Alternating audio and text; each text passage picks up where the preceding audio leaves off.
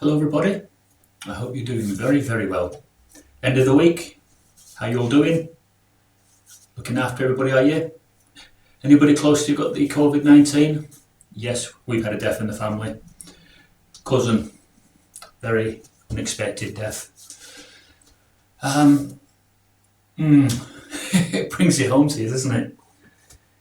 When you only hear about tragedies referring to, say, another country, then it's hard to have empathy, isn't it? It's hard to put yourself into someone else's position when it's something that's happening abroad.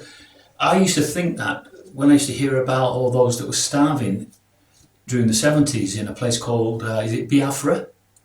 And I remember people making jokes about people that didn't have any food in those countries, thinking it was really funny. And then we got Ethiopia, famines, and then many problems occurred after that, didn't they? But when it's someone else, the earthquake, it's not happened in the UK, it's happened somewhere else. And it's really the easiest thing in the world to just dismiss it and to say it's irrelevant. It doesn't mean anything because it didn't affect you, didn't affect anybody that you know. So basically, you just don't have the empathy, do you? Because you can't.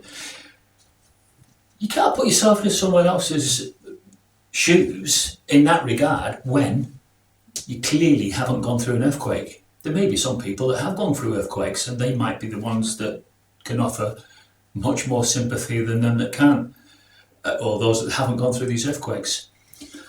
I haven't been through an earthquake. I remember Cyclone Tracy in 1975, and it devastated Western Australia, absolutely devastated it.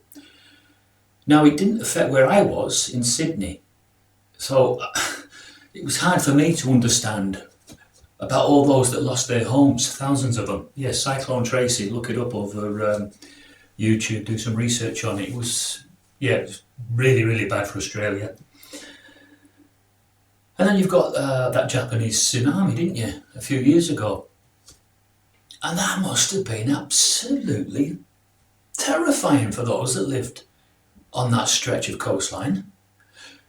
And we had to worry about that nuclear power station, didn't we? Flooding and causing catastrophes in that area. So it wasn't just the tsunami, it was what could come later. What am I saying? Why am I so pessimistic? Well, that's because that's what you like. You're one pessimistic mother. Yes, but it's hard at the moment to be joyful. There isn't much to be joyful about. I mean, doesn't the Bible say that man will get himself into a position where he will not be able to find the way out? Does he not feel like he's in that position now? I mean, someone said Trump and his administration team have virtually given up on the COVID-19. They've virtually just said, come what may, whatever happens, happens. Because they just don't have a cure. Have we got to the point now where we're lining ourselves up for a greater fall? Are there more catastrophes to come? And is all this meant to happen? Is this all going to be happening within a purpose? It can't be accidental, can it? What's happening? I mean, one that looks at the signs quite regularly, I just feel as if we're all being positioned, manoeuvred. And we know that Jehovah can manoeuvre people into position because he did it with the Egyptians. In fact, he did a masterclass with the Egyptians, didn't he? He allowed Pharaoh and his armies to pursue the Israelites and for them to believe that that small group of people that left because they wanted their freedom, that small group of people Pharaoh believed were defying him, he was about to put to the sword. Oh, that's what he thought. And that's my point. A small group who appear helpless for whatever reason to a main group who are the aggressors, and in this case it was the Egyptians. And then we have other biblical examples where armies have gone up against a small group of people who they believe to be insignificant, and they have come a cropper. They have not taken into consideration that that small group of people were a special group of people, a very special group, a group of people that the Most High, Jehovah, Yahweh, had his arm around them and was shielding them for the harm that those nations could do to them at that time. Many, many examples in the Bible. Sennacherib, he had his army there, but he goes to bed one night, wakes up, his army's gone. And this is the thing. Jehovah will maneuver people into position. Where he wants them, he's going to put them. And he's going to do that with man's armies. When it's time for an evident demonstration of Jehovah's power and majesty, then he will maneuver those armies into position. And this is what we're waiting for, isn't it? We're waiting for all this fulfillment of prophecy. And when it's time for him to reveal his hand, which he will, I'm not saying he's playing a canny game, but you can't second guess him. You can pretend that you know what he's going to do, but we don't really, do we? Half the time, we're guessing. We have a little bit of fundamental sprinklings of truth, and somewhere along the line, we're having to guess the rest. As I've always said, it's God that has all the truth all of the time, and we just have some truth some of the time, and half the time, we're clueless. So it's all getting very exciting now. Waiting for the next move to see what they're going to do. Now you're going to believe one or two things. When you go on the attack against the small group of people who you believe are insignificant, you're going to believe that they're just going to fall. They're just going to tumble. They're not going to fight you. They're not going to stand up to you and fight you in a physical battle. They won't be doing that. But what they'll be doing is they'll be fighting in a different way. They'll be fighting by enduring, by remaining loyal. And this is where we are now. You have to admire a group of people that get to a point where they've had a bombardment of their former religions past sort of rolled out before them, and some things about their past, I agree, were not pleasant, and there were many things. But is it enough? Is it enough to completely discredit all of them? Because I don't believe it is. I'm a very logical person, and I'm aware that they've made a few mistakes. Oh, absolutely. But when you look at biblical history, you will always be aware that there's always been mistakes made by prophets. They made a lot of mistakes, some of those prophets. Some of them were a bit haughty, some of them needed to be taught a lesson. Some of them really didn't know or didn't even want that commission to go and declare the news about the kingdom, and probably ran away from it. I mean, is it Saul? He didn't want to know at first, did he? Persecutor of Christians, 1 minute. And then a realization, the road to Damascus incident where his eyes were opened. Now, sometimes I wish that would happen again to all of us, that we would all have this road to Damascus episode in our life where we would truly know which direction to go in.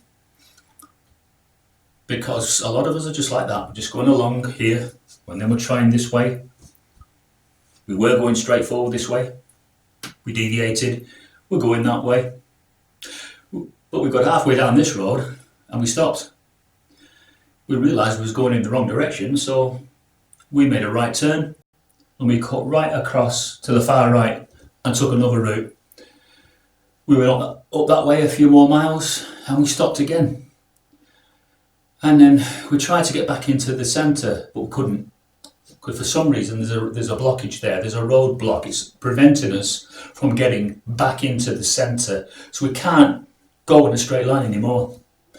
Now, what do I put that down to? Knowledge. Finding things out about your form of faith that sort of stops you from coming back on track.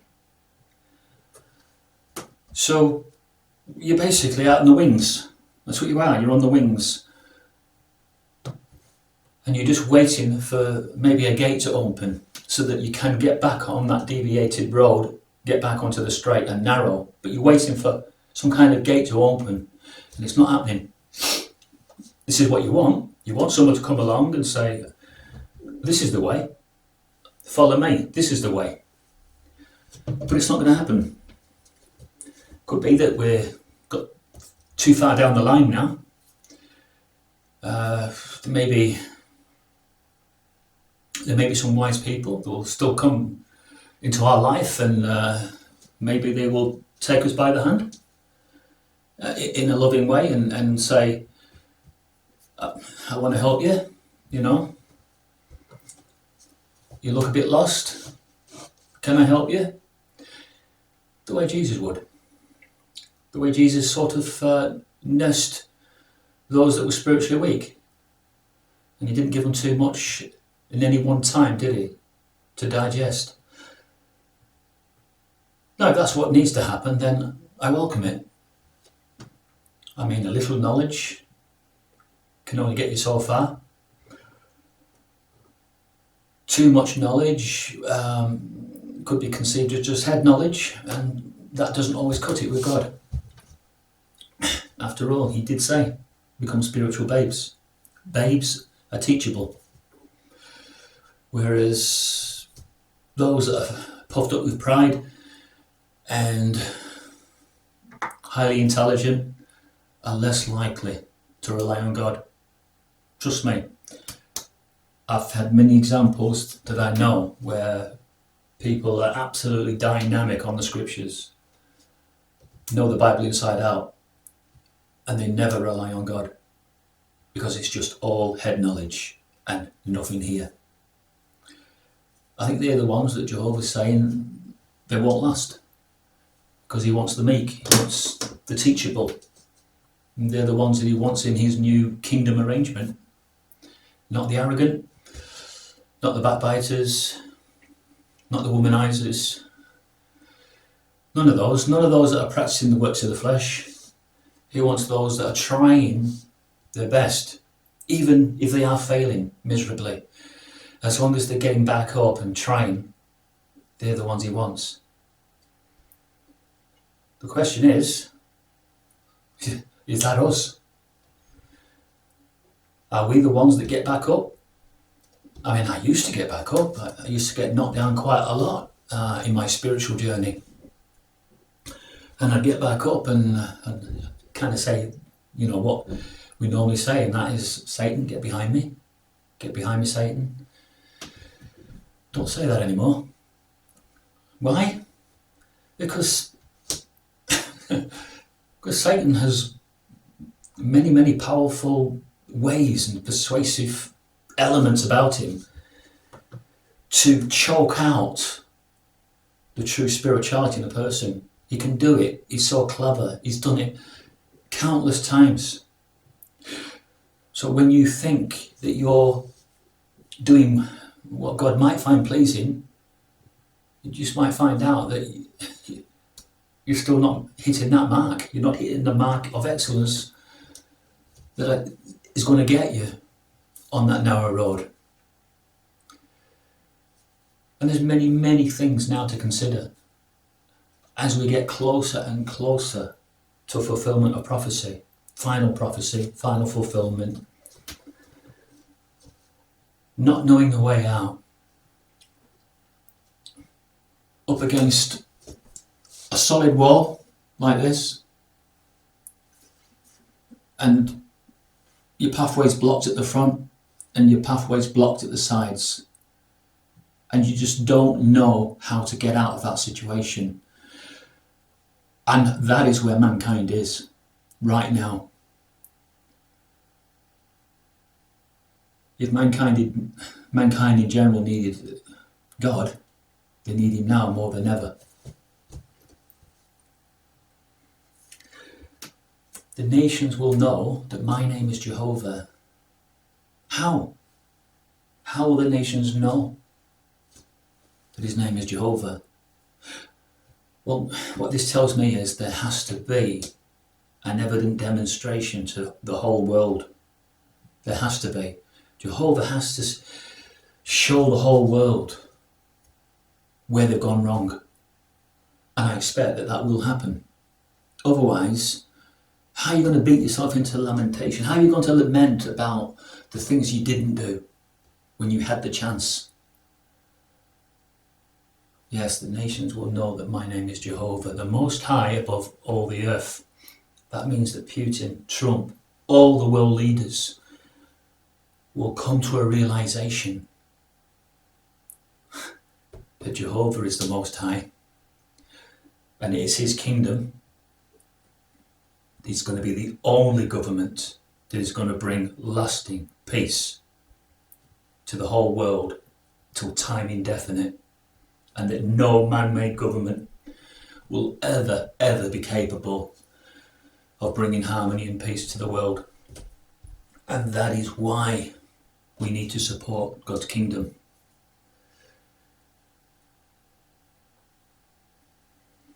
Thank you.